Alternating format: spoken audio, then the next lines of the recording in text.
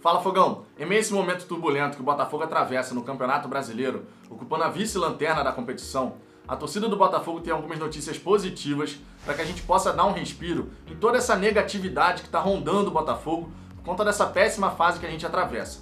E o primeiro ponto que eu quero destacar para você é a situação do Salomão Kalou. O Marfinense pode voltar a ser titular com essa comissão técnica depois de retornar bem contra o Bahia e também contra o Red Bull Bragantino. Principalmente contra o Red Bull Bragantino, teve uma participação ali, mesmo que por poucos minutos, muito interessante.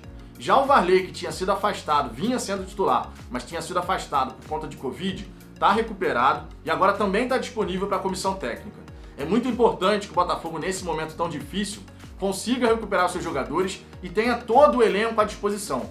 Porque dessa maneira, a comissão técnica pode montar a equipe da forma que entender ser mais interessante para o Botafogo para poder alcançar aquele ideal de jogo que o Ramon Dias possui. Já falando sobre o Lecarios, nosso atacante que tomou uma pancada muito forte do Luiz Otávio naquele jogo contra o Ceará no Newton Santos, está se recuperando, está na fase de transição. Começou a treinar com bola dentro do campo, ainda de forma leve, mas logicamente vai sendo preparado para poder enfrentar o Atlético Mineiro. Uma pequena possibilidade muito remota dele estar disponível para a partida de domingo contra o Fortaleza. Tudo isso eu vou comentar para vocês, só que claro, depois da vinheta.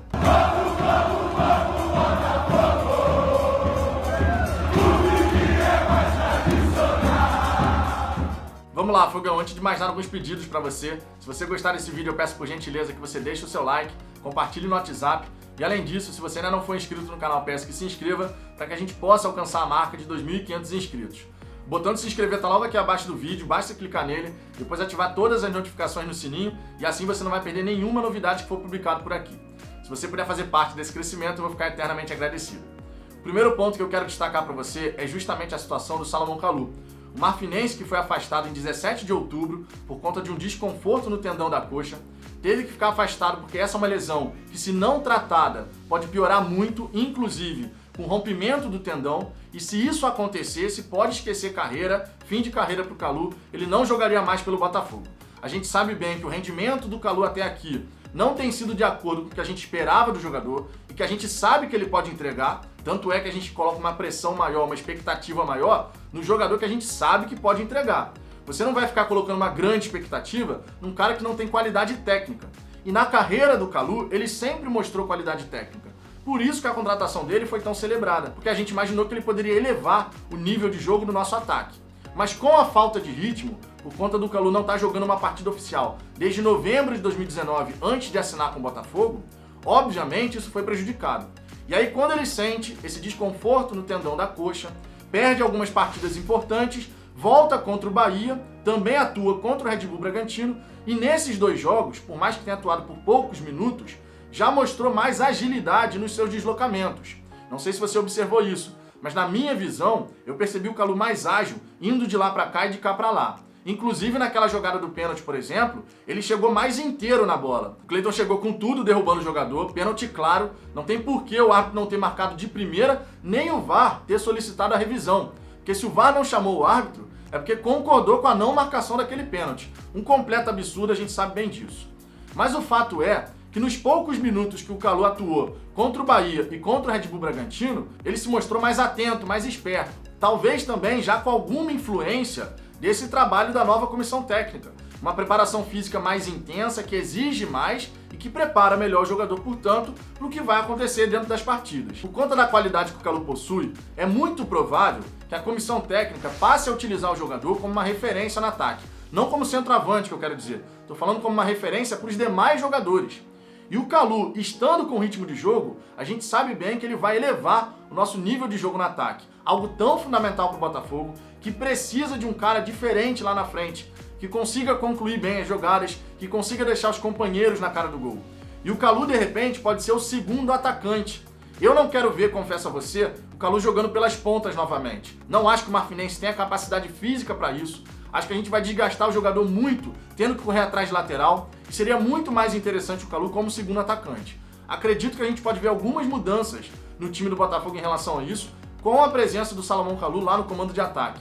não como centroavante principal, mas como esse cara que fica flutuando aqui perto do centroavante. Falando agora a respeito da situação do Lecaros, ele que se machucou naquela partida contra o Ceará, depois de uma entrada muito forte do Luiz Otávio, zagueiro da equipe cearense. Sinceramente, uma entrada que poderia ter machucado feio o jogador, mais do que já foi, que ele teve uma lesão no ligamento do tornozelo, então poderia ser mais feio ainda caso o Lecaros, por exemplo, estivesse com o pé preso no gramado, né? Poderia ser trágico ali, quebrar inclusive, né, o osso. A gente sabe que isso acontece, infelizmente isso acontece.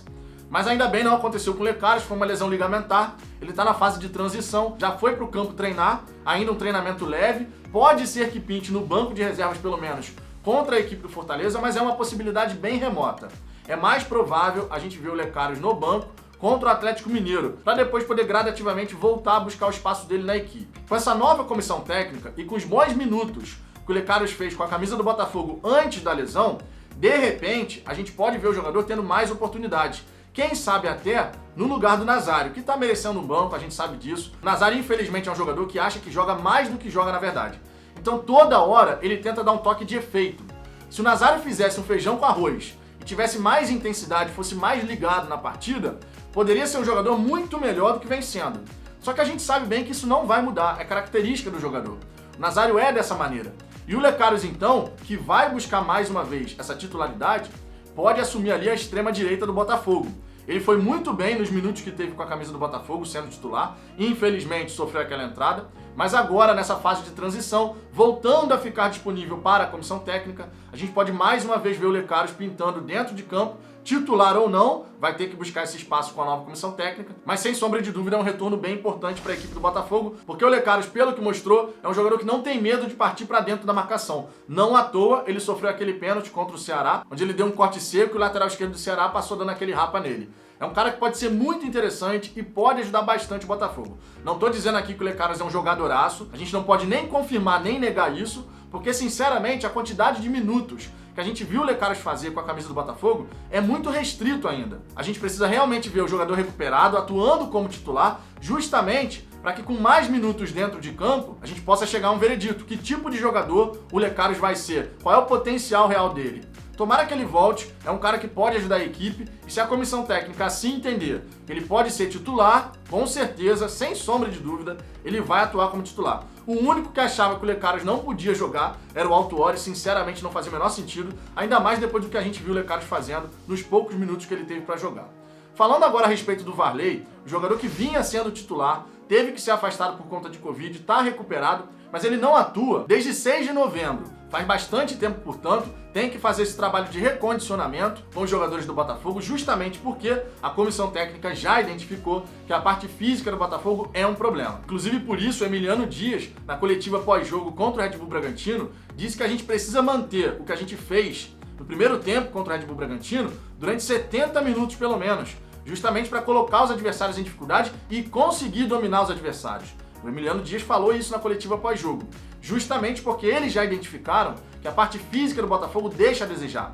Tanto é que nesse jogo contra o Red Bull Bragantino, o Botafogo fez um primeiro tempo muito intenso, mas não conseguiu repetir na segunda etapa, o que é uma tônica dessa equipe há muito tempo, a gente sabe bem disso. Então nesse retorno do Varley aos treinamentos, podendo mais uma vez ser relacionado para um jogo do Botafogo, naturalmente ele vai passar por esse recondicionamento, assim como todos os jogadores estão passando, mas pode ser que o atleta sinta um pouco assim de diferença, porque conforme a gente sabe, a Covid em alguns casos prejudica essa parte respiratória. E para um atleta profissional, se ele tiver com essa parte prejudicada, com certeza vai afetar o rendimento dentro de campo. Então o Varley vai ter que fazer esse recondicionamento, mas é muito importante para a comissão técnica que todos os jogadores desse elenco estejam disponíveis.